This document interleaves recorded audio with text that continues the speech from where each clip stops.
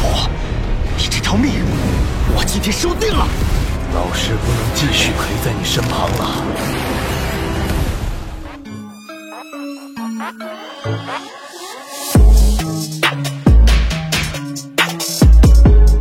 Halo para tetua, para pecinta Battle True Defense dimanapun kalian berada. Gimana nih kabar para tetua yang selalu stay dan udah selalu meramaikan kolom komentar? Udah siap kancut dengan perjalanan dari Mang Oyan? Kuilang gak usah pakai lama-lama lagi, kita kancutkan perjalanannya dan selamat berimajinasi.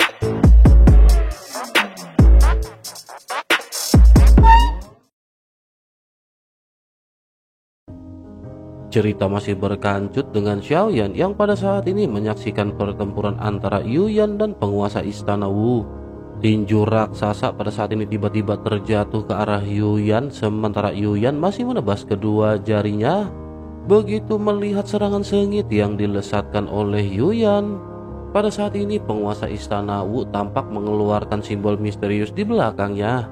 Simbol ini tampak seperti sejenis binatang buas yang tidak terlihat seperti binatang buas biasa. Terlebih lagi pada saat ini dapat dilihat bahwa simbol tersebut menerobos ke kehampaan. Mata indah Yuyan juga pada saat ini sedikit menyipit begitu ia memperhatikan simbol di punggungnya. Sosoknya pada akhirnya lanjut bergumam, bukankah ini adalah lengan kehampaan?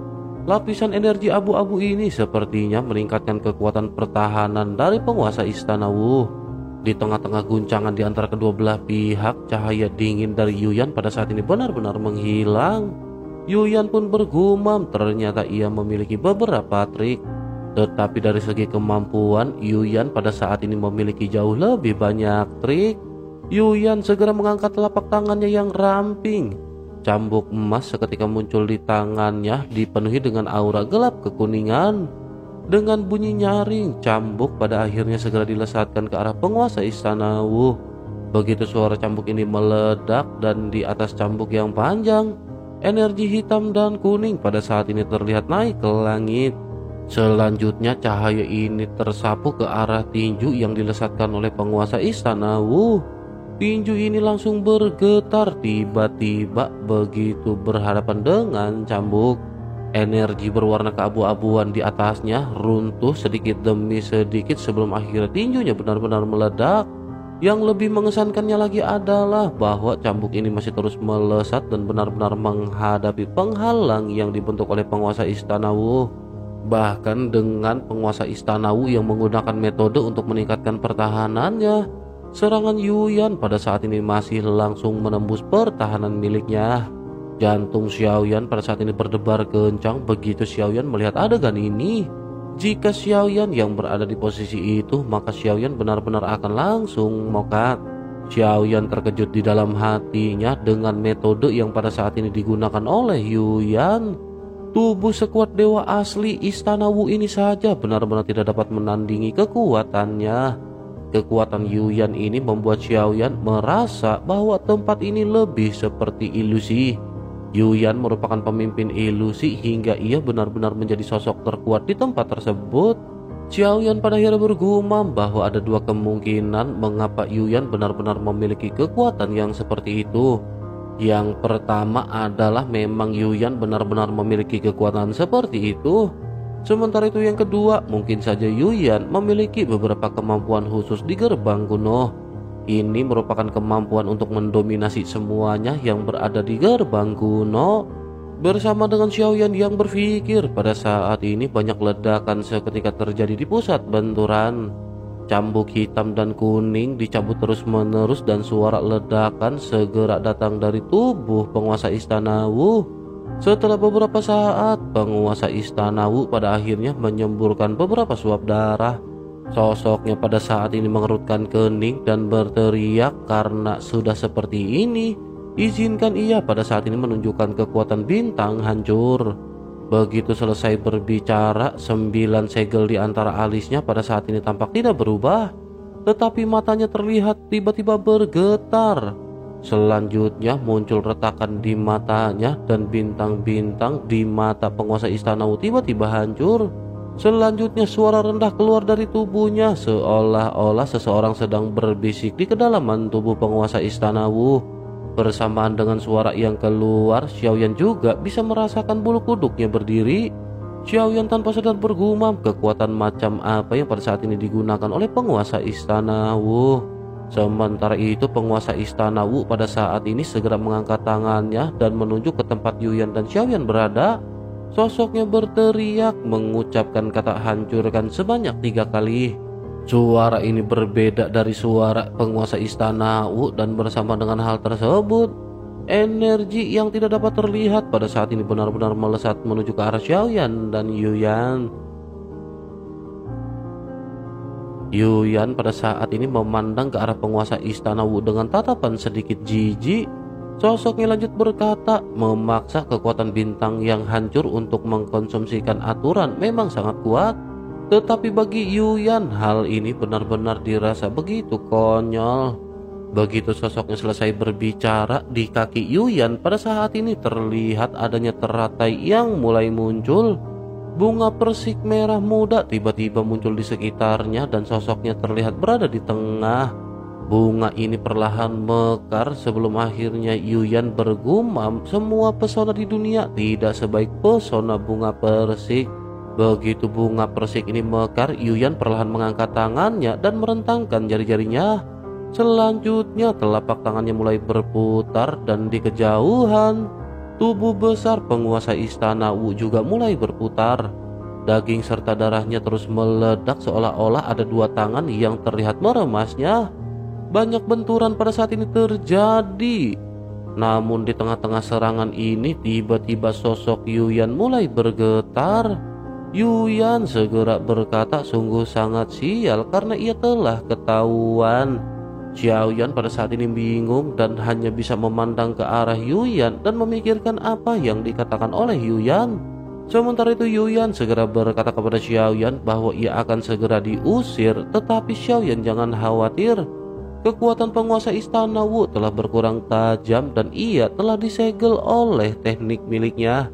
Dengan begitu maka ia pada saat ini akan bisa dihancurkan di bawah kekuatan yang dimiliki oleh Xiaoyan. Selanjutnya Yuyan akan menunggu Xiaoyan di luar gerbang kuno. Baru saja perkataan Yuyan terdengar, sosoknya pada saat ini tiba-tiba menghilang seolah-olah baru saja ditarik. Xiaoyan pada saat ini benar-benar terkejut. Xiaoyan tidak tahu apa yang sesungguhnya pada saat ini terjadi. Xiaoyan hanya tahu bahwa Yuyan tiba-tiba melemparkan permasalahan ini di tengah-tengah pertempurannya. Tubuhnya benar-benar menghilang dan hanya meninggalkan beberapa pesan kepada Xiaoyan. Penguasa Istana Wu tidak sepenuhnya dilenyapkan oleh Yuyan dan pada saat ini Xiaoyan menatap ke arah daging dan darah sosok besar tersebut yang meledak. Seluruh tubuhnya benar-benar berubah bentuk dan sekarang ia benar-benar terlihat telah terluka parah. Xiaoyan pada akhirnya tidak bisa mengabaikan hal ini dan Xiaoyan harus segera mengambil tindakan untuk menangani Tuan Istana Wu.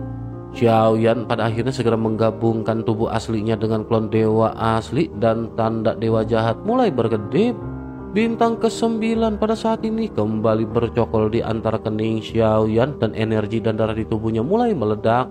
Tubuh Xiaoyan membesar hingga 3.500 meter dalam waktu sekejap mata. Meski ukurannya masih belum sebesar penguasa Istana Wu, tetapi pada saat ini penguasa Istana Wu benar-benar terluka parah dan hampir tidak mampu melawan. Xiaoyan pada akhirnya segera melangkah maju dan tiba-tiba meninju kelapa dari penguasa Istana Wu. Ledakan seketika terjadi dan tinju Xiaoyan benar-benar mendarat di kelapa penguasa Istana Wu yang cacat. Darah juga seketika turun seperti hujan bersama dengan daging dan darah yang berceceran di mana-mana. Adegan ini benar-benar terlihat sangat tragis. Bahkan pada saat ini penguasa Istana Wu juga masih tampak tidak mau menyerah. Sosoknya kembali mengangkat tinju dengan susah payah untuk berhadapan dengan Xiaoyan. Dalam tabrakan kali ini, penguasa Istana Wu benar-benar tidak lagi memiliki kemampuan untuk berhadapan dengan Xiaoyan. Seperti apa yang dikatakan Yuyan, penguasa Istana Wu pada saat ini telah disegel. Ia juga telah terluka parah dan kekuatannya pada saat ini benar-benar tidak akan bisa ditingkatkan. Xiaoyan pada akhirnya terus-menerus memanfaatkan hal ini dan terus-menerus melesatkan tinjunya ke arah penguasa Istana Wu. Penguasa istana Wu benar-benar terjatuh dari langit dan sosok besarnya seketika terjatuh ke tanah menghantam separuh kota. Di antara tulang-tulangnya yang hancur, cairan emas pada saat ini meluap dan ini merupakan sumsum tulang dewa asli. Begitu melihat hal ini, Xiaoyan membuka mulutnya dan menyedot semua sumsum tulang dewa asli yang meluap. Xiaoyan merasakan sumsum tulang dewa asli mulai menyebar di tubuhnya. Energi dan darah Xiaoyan kembali meningkat dan bintang ke-9 di antara alisnya benar-benar mengeras. Merasakan hal ini, Xiaoyan pada saat ini bergumam apakah tempat ini sesungguhnya asli atau palsu. Xiaoyan bisa merasakan peningkatannya dan jika tempat ini merupakan tempat ilusi atau palsu, bagaimana mungkin Xiaoyan bisa mendapatkan berkah secara langsung dengan kekuatan fisiknya. Xiaoyan pun menghela nafas dan mengesampingkan permasalahan ini sebelum akhirnya kembali menyerang ke arah penguasa istana Wu. Tinju Xiaoyan kembali menembus ke dalam tulang penguasa istana Wu dan Xiaoyan pada saat ini menggenggam jantung emas penguasa istana Wu. Pukulan lainnya juga diarahkan ke kelapanya lagi dan Xiaoyan pada saat ini berniat untuk menggunakan jantung api. Hanya ada satu cara untuk melenyapkan penguasa istana Wu, yakni dengan menggunakan kekuatan jantung api. Namun tepat ketika Shinju Xiaoyan hendak kembali terjatuh, sebuah suara tiba-tiba terdengar. Suara tersebut meminta bangsa klan dewa asli untuk menunggu sejenak. Xiaoyan pada akhirnya sedikit tertegun mendengar suara yang baru saja melintas di benak Xiaoyan. Suara ini kembali berkata bahwa Xiaoyan memiliki garis keturunan dewa asli. Xiaoyan pasti menjadi garis keturunan batin dari klan dewa asli mereka. Sebaiknya ia pada saat ini mendengarkan perkataannya karena dunia yang luas dalam permasalahan. Dewa asli juga dalam masalah dan semua ini adalah konspirasi yang dibuat oleh klan Cimi. Klan Cimi benar-benar telah menembus inti dari klan dewa asli. Raja mereka juga telah direbut oleh klan Cimi dan kekacauan akan segera terjadi. Xiaoyan seketika mengerutkan kening mendengar apa yang baru saja dikatakan oleh sosok tersebut. Xiaoyan pada akhirnya memutuskan untuk bertanya lalu bagaimana klan dewa asli memprovokasi klan Cimi yang berada jauh di dunia iblis keabadian kuno. Xiaoyan pada saat ini benar-benar bingung dengan semua yang terjadi di antara kedua klan ini. Tempat mereka sama-sama jauh. Bagaimana mungkin mereka pada akhirnya terlibat di konflik yang sama di tempat ini? Suara tersebut pada saat ini tidak menanggapi perkataan Xiaoyan dan hanya memerintahkan Xiaoyan untuk dengan cepat menyampaikan berita ini kembali. Dengan begitu mungkin masih akan ada kemungkinan bagi mereka selamat. Xiaoyan pada saat ini tertegun karena suara ini benar-benar mengabaikan Xiaoyan. Sesaat setelah suara tersebut terdengar, jantung emas di tangan Xiaoyan tiba-tiba bergetar. Jantung ini meledak dengan keras dan melemparkan tubuh Xiaoyan menjauh. Xiaoyan menggertakkan giginya dan Xiaoyan pada saat ini segera melonjakkan jantung api miliknya. Barulah pada akhirnya api melonjak dan Xiaoyan benar-benar berhasil menghabisi penguasa istana Wu. Setelah selesai, Xiaoyan pada saat ini memegang dagunya dan bergumam, mungkinkah permusuhan besar-besaran itu terkait benar-benar dengan klan Cimi? Bersama dengan Xiaoyan yang berpikir, pada saat ini Zhonggu dan yang lainnya juga masih tetap terlihat berdiam diri. Xiaoyan pun seketika menoleh ke arah Zhonggu dan melihat tatapan ini. Zhonggu segera bergegas maju menuju ke arah pusat pertempuran. Setelah kematian penguasa istana Wu, sosoknya berubah menjadi bola cahaya. Zhonggu mengeluarkan token iblis keabadian kuno dan bola cahaya menyapu ke dalamnya. Segel emas ketiga pada akhirnya perlahan muncul dan melihat hal ini, mata si Xiao berbinar. Sosoknya pada akhirnya bergumam dengan gembira bahwa 3 segel emas telah dikumpulkan.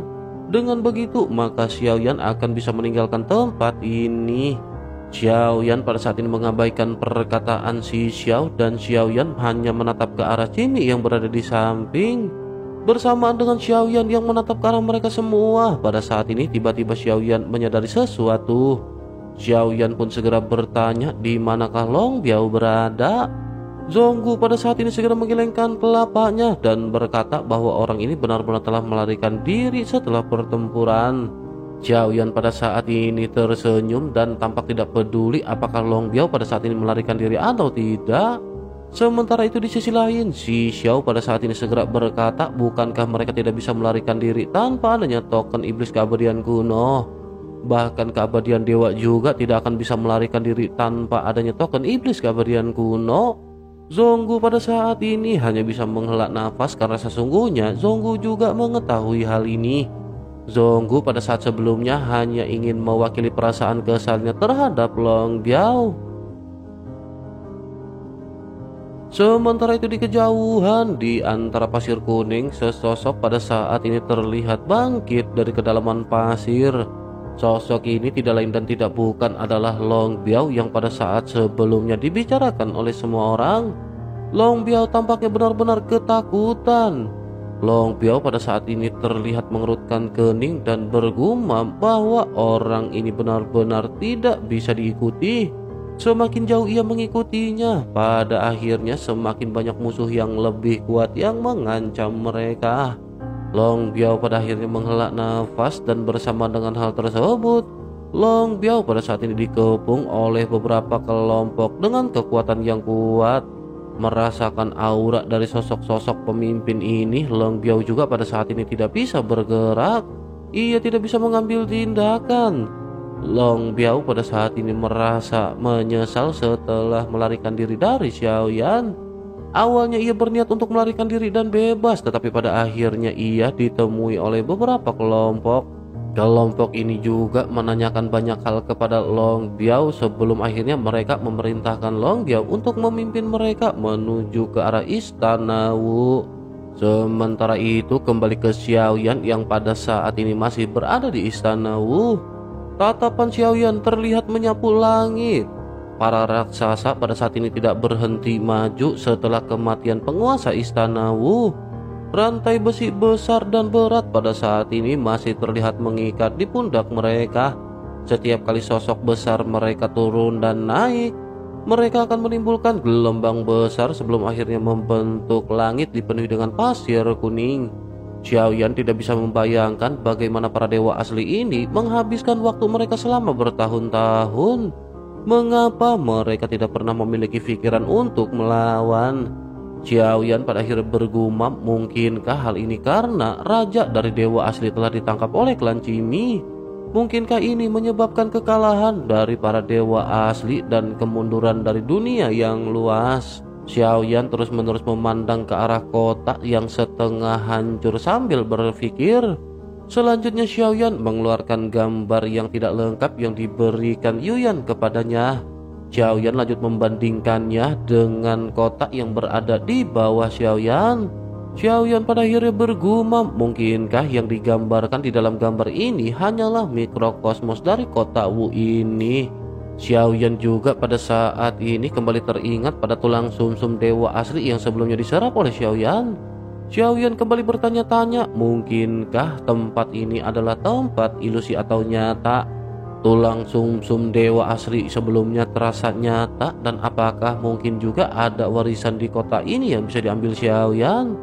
Begitu memikirkan mengenai hal ini, Xiaoyan tiba-tiba segera menatap ke arah Cimi. Cimi pada akhirnya segera maju dengan patuh dan menangkupkan tangannya ke arah Xiaoyan. Tampaknya penampilan Xiaoyan sebelumnya benar-benar telah membuat Cimi cukup gemetar. Melihat Cimi yang menangkupkan tangannya, Xiaoyan pada akhirnya segera mulai mengungkapkan tujuannya. Dengan ekspresi dingin, Xiaoyan berkata bahwa sebelum Cimi kembali, bukankah Xiaoyan pada saat itu menyebutkan bahwa Cimi harus memberi Xiaoyan 10 tetes esensi darah dewa asli? Cimi pada saat ini tampak terlihat sedikit ragu, tetapi ia hanya bisa menggigit ujung lidahnya dan mengeluarkan 10 tetes esensi darah roh dewa asli. Selama Cimi terpisah dari Xiaoyan, Cimi juga sesungguhnya telah menyerap sejumlah besar kekuatan bintang. Tetapi dibandingkan dengan 10 tetes esensi darah ini, kekuatan bintang yang telah dicerap oleh Cimi tidaklah sebanding. Sementara itu Xiaoyan pada saat ini membuka mulutnya dan Xiaoyan segera menelan 10 tetes darah dewa asli. Xiaoyan lanjut duduk bersila di udara dan Xiaoyan pada saat ini berfokus pada segel 3 bintang di antara alisnya. segel ini perlahan-lahan mulai mengeras. Sementara itu segel bintang 8 di antara alis Jimmy sudah mulai sangat meredup. Jimmy juga bergumam di dalam benaknya bahwa ini benar-benar sungguh sangat sial. Jika hal ini terus berlanjut, cepat atau lambat Jimmy akan tersedot sampai kering oleh Xiaoyan. Melihat tanda segel bintang 3 di antara alis Xiaoyan, Jimmy pada saat ini hanya bisa diam-diam mengepalkan tinjunya. Sementara itu Xiaoyan pada saat ini benar-benar berniat untuk meningkatkan kekuatan fisik tubuh aslinya. Xiaoyan juga berniat untuk membuat klon dewa asli bisa menerobos ke alam leluhur secepat mungkin.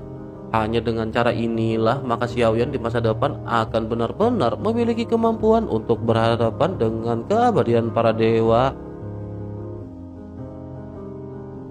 Xiaoyan pada saat ini terlihat mengerutkan kening dan butiran besar keringat dingin menetes dari dahi Xiaoyan.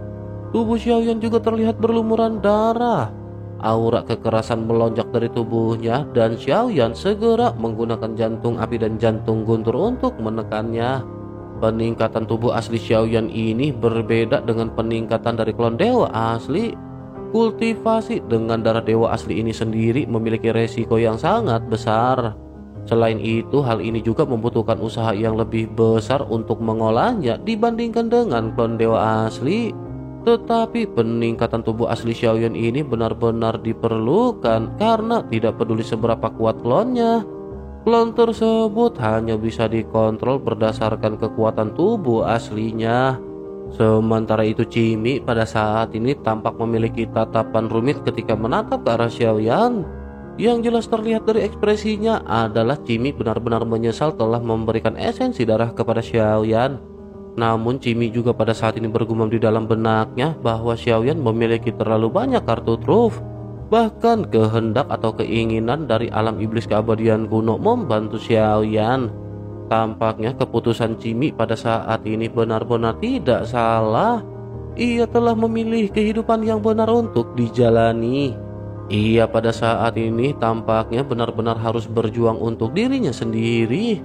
Ia juga ingat namanya yang bernama Yongdong. Jimmy pada saat ini tampak terlihat bergulat dalam pemikirannya sendiri bersama dengan Xiaoyan yang sedang berkultivasi. Jimmy pada saat ini kembali bergumam bahwa mulai sekarang Jimmy akan disebut dengan nama Yongdong. Pada saat ini tidak ada lagi tempat tinggal bagi Jimmy karena klan Jimmy benar-benar telah dihancurkan. Tetapi meskipun begitu, hanya saja tempat ini masih dikuasai oleh klan Jimmy.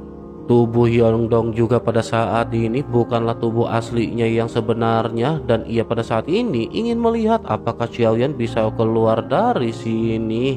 Bersamaan dengan Yongdong yang pada saat ini sedang berpikir, suara Xiaoyan tiba-tiba terdengar. Xiaoyan bertanya kepada Jimmy siapakah yang mengirimnya ke sini. Tubuh Yongdong bergetar dan ia pada saat ini benar-benar terlihat terkejut. Xiaoyan masih memejamkan matanya saat ini dan fluktuasi energi dan darah di tubuhnya belum sepenuhnya tenang. Namun segel bintang 3 di antara alis Xiaoyan pada saat ini tampak terlihat mengeras. Jimmy di tengah-tengah keterkejutannya pada akhirnya segera menjelaskan bahwa tidak ada yang mengirimnya ke sini. Menanggapi hal tersebut, Xiaoyan juga pada saat ini terus bertanya bahwa diri asli yang sebenarnya dari Jimmy juga bukankah tidak berada di sini? Jika begitu permasalahannya, maka mungkinkah Wanji juga bukan diri Jimmy yang sebenarnya? Jimmy pada saat ini menggelengkan kelapanya dan berkata tentu saja itu tidak benar. Sesungguhnya nama aslinya adalah Yongdong. Tetapi meskipun begitu, ingatannya pada saat ini benar-benar sangat samar-samar. Mendengar hal ini, Xiaoyan segera menggumamkan kata Yongdong. Selanjutnya, Xiaoyan kembali bertanya dengan serius, apakah yang ada di balik segel di atas langit ini? Menghadapi pertanyaan Xiaoyan, Yongdong pada saat ini kembali terkejut.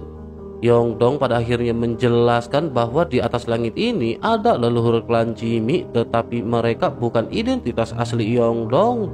Selain itu, Yongdong juga tidak mengetahui apa yang direncanakan olehnya. Xiaoyan pada saat ini tiba-tiba mulai memancarkan niat membunuh yang kuat kepada Yongdong. Xiaoyan berkata, mengapa Jimmy memilih untuk kembali padahal ia jelas bisa menggunakan hal ini untuk melarikan diri. Jika begitu permasalahannya, pasti Jimmy memiliki sesuatu di belakangnya. Yongdong kembali dikejutkan dengan pertanyaan Xiaoyan dan matanya pada saat ini segera menunjukkan kengerian. Sosoknya lanjut kembali menjelaskan. Yongdong berkata bahwa klan Jimmy memiliki teknik terlarang yang dapat menggabungkan klon untuk merawat dan melatih tubuh aslinya. Dengan begitu, klon dan tubuh asli dapat bergabung menjadi satu. Xiaoyan sedikit terkejut mendengar teknik yang baru saja dikatakan oleh Yongdong. Jika begitu permasalahannya, maka akan sangat bermanfaat bagi Xiaoyan jika Xiaoyan memiliki teknik fusi seperti ini. Sementara itu Yongdong kembali menjelaskan kepada Xiaoyan bahwa jika ia tidak melarikan diri, ia akan menjadi objek pengorbanan leluhurnya. Ia tidak bisa lepas dari nasib untuk menyatukan diri dengan leluhurnya. Diri Yongdong yang sebenarnya telah menghilang dan ia bahkan tidak menyadarinya setelah ia datang ke alam iblis keabadian kuno. Ia curiga dirinya yang sesungguhnya juga benar-benar telah lama mokat. Oleh karena itu, mulai sekarang Yongdong yang hanyalah klon akan hidup untuk dirinya sendiri. Mendengar hal ini, Xiaoyan sedikit terdiam sebelum akhirnya Xiaoyan memutuskan untuk kembali bertanya. Xiaoyan cukup tertarik dengan teknik fusi yang disebutkan oleh Jimmy sebelumnya. Xiaoyan bertanya, tahukah Jimmy kekuatan leluhur dari klan Jimmy ini? Xiaoyan pada saat ini berpikir bahwa menurut apa yang dikatakan oleh Yongdong, teknik fusi dapat menyatukan klon menjadi satu tubuh. Jika demikian, tidak akan ada batasan waktu untuk teknik pembentukan kehidupan. Xiaoyan pun bergumam bahwa jika Xiaoyan dapat menyatu dengan klon dewa asli, jika Xiaoyan dapat sepenuhnya mengubah tubuhnya menjadi garis keturunan darah dewa asli, maka latihan Xiaoyan mungkin akan menjadi lebih efektif. Terlebih lagi, Xiaoyan sekarang telah menembus dewa asli bintang 3 dan jika teknik fusi ini berhasil, dengan dua teknik tersebut Xiaoyan khawatir tidak mungkin bagi Xiaoyan untuk menyentuh dewa asli dan alam leluhur. Memikirkan keuntungan yang ada, Xiaoyan pada saat ini menyadari bahwa tampaknya Xiaoyan harus mendapatkan teknik terlarang dari klan Jimmy ini. Semuanya bertujuan untuk meningkatkan pengembangan kekuatan fisik Xiaoyan di masa depan. Dengan begitu, maka klon dewa asli juga akan bisa menerobos ke alam leluhur dengan waktu cepat. Sementara itu di sisi lain, Jimmy sedikit terdiam mendengar apa yang baru saja ditanyakan oleh Xiaoyan. Selanjutnya ia mengatakan bahwa ia tidak mengenali leluhur ini. Karena ingatannya tidak lengkap, ia hanya dapat memastikan bahwa kekuatannya adalah keabadian dewa. Tentu saja dapat dipastikan juga bahwa ia jauh lebih kuat jika dibandingkan dengan Wanji sebelumnya. Xiaoyan menatap ke arah Jimmy yang tampaknya berbicara jujur dan tidak berani menyembunyikan apapun. Xiaoyan menyadari bahwa apa yang dikatakan oleh Jimmy ini tampaknya telah dikatakan dengan apa adanya.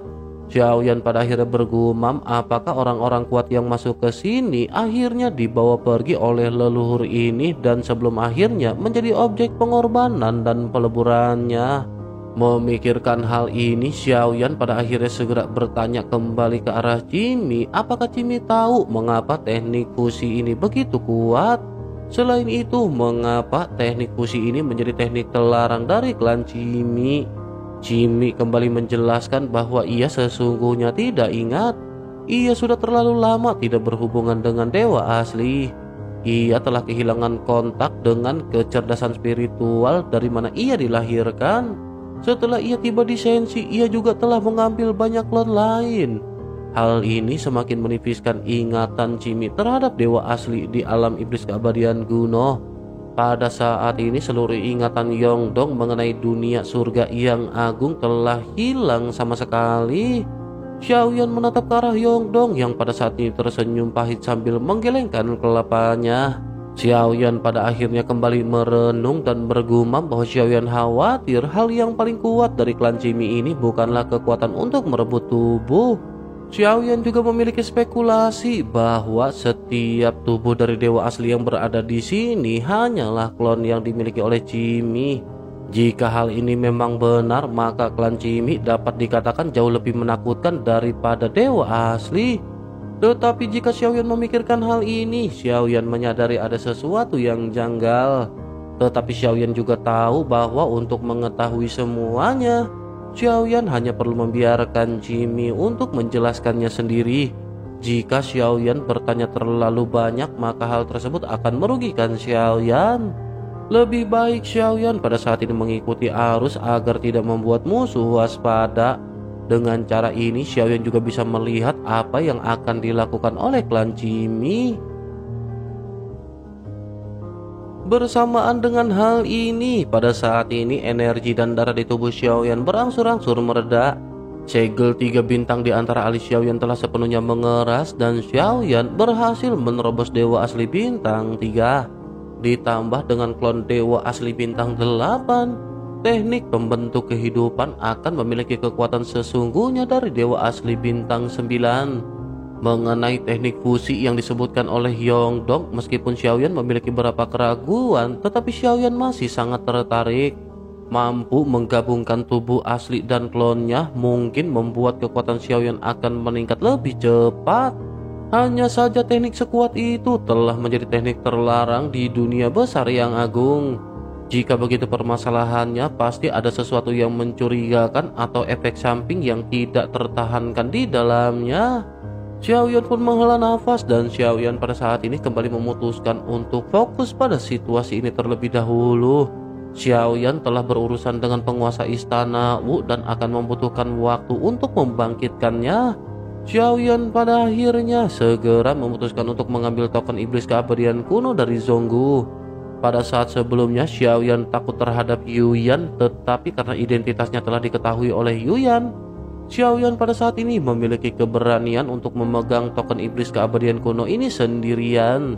Bagaimanapun Xiaoyan harus menghindari adanya kecelakaan yang tidak diperlukan.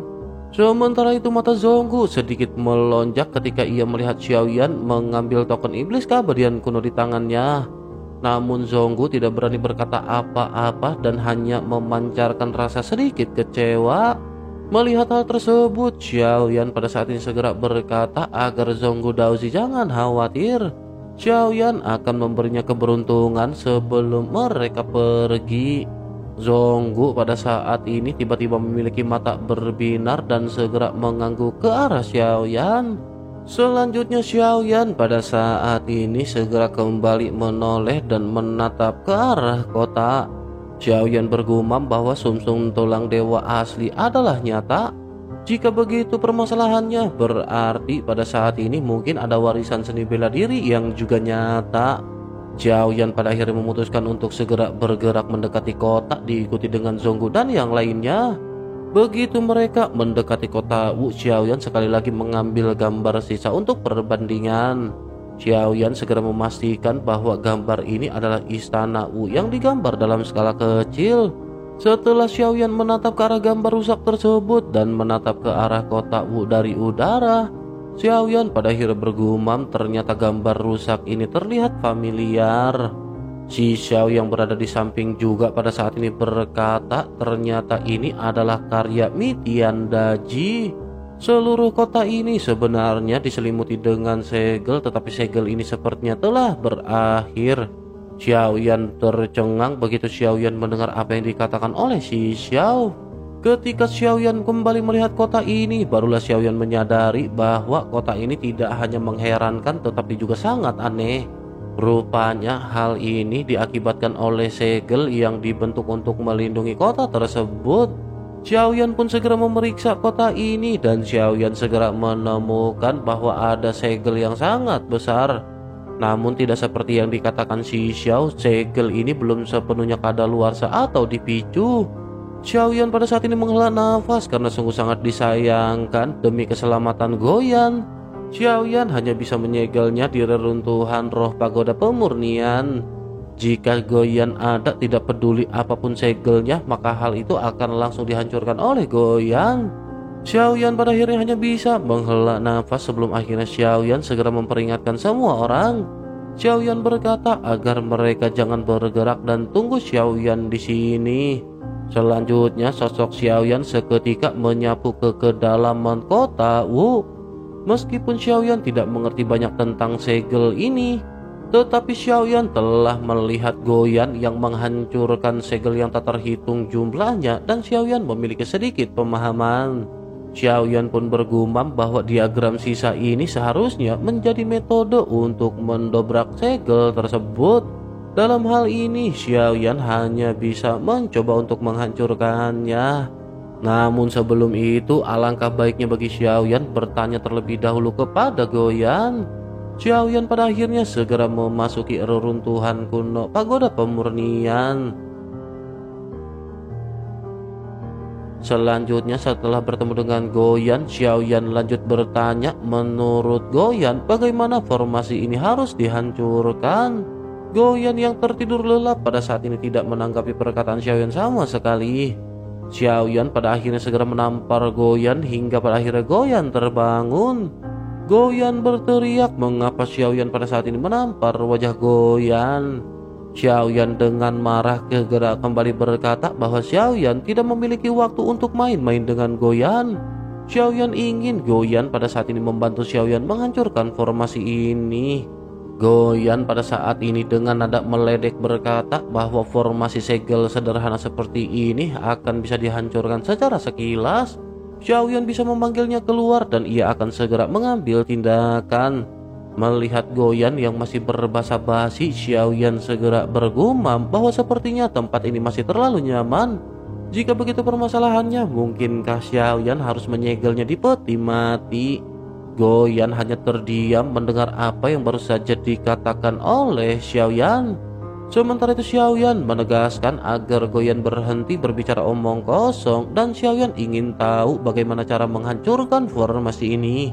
Goyan pada akhirnya segera menjelaskan detailnya kepada Xiaoyan setelah memeriksa gambaran sisa. Gambaran ini seketika membentuk bangunan yang seperti istana Wu yang dibentuk dari cahaya biru Goyan. Setelah sedikit penjelasan dari Goyan, Xiaoyan pada akhirnya sedikit banyaknya memahami apa yang harus dilakukan. Ada 4 titik yang pada saat ini dicurigai menjadi titik formasi tersebut. Ini adalah mata formasi dan Xiaoyan hanya perlu menghancurkan mata formasi tersebut untuk menghancurkan segel yang ada. Xiaoyan akhirnya segera berhenti berbicara omong kosong dan kembali meninggalkan pagoda pemurnian. Xiaoyan pada saat ini menatap keseluruhan kota Wu yang tidak terlalu besar di bawah. Dengan kilatan petir yang seperti benang sutra di bawah kaki Xiaoyan, Xiaoyan akan bisa mengelilingi tempat ini hanya dalam beberapa tarikan nafas. Xiaoyan pun pada saat ini akhirnya memutuskan untuk memfokuskan pikirannya.